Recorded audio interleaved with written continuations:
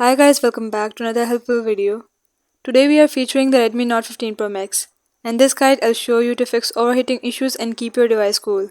So if you find this video helpful, don't forget to like it, subscribe to the channel and press the bell icon to stay updated with our latest videos. Now let's get started.